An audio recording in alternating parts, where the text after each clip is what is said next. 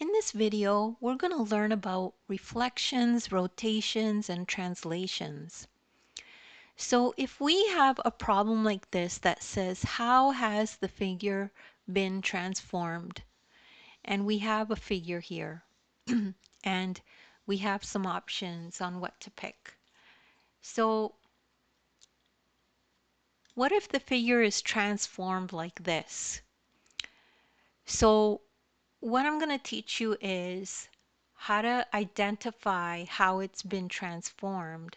So you do a line down the middle, and you could see that this figure has been flipped, right?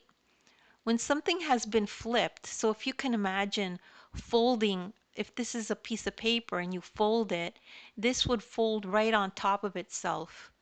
So that means it's a reflection, okay? So a reflection can also happen in another way.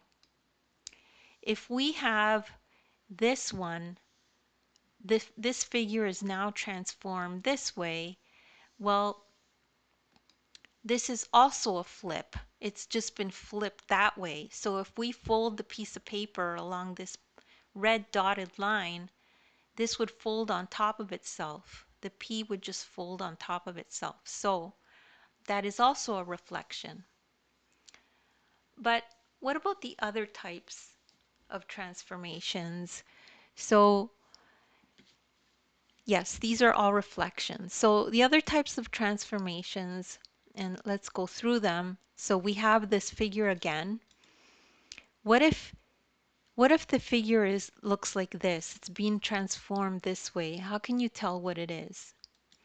Well, you could tell that it's been turned, right? So if I were to take this piece and just turn it like that, the P would just flip that way, right?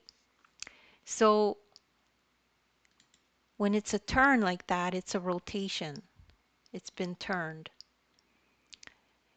The other type of transformation, if we take the same image and then look at the new image, the transformed image, we could see that it's been slid across, right? It's just been taken and slid across, right? It hasn't been flipped, it hasn't been turned.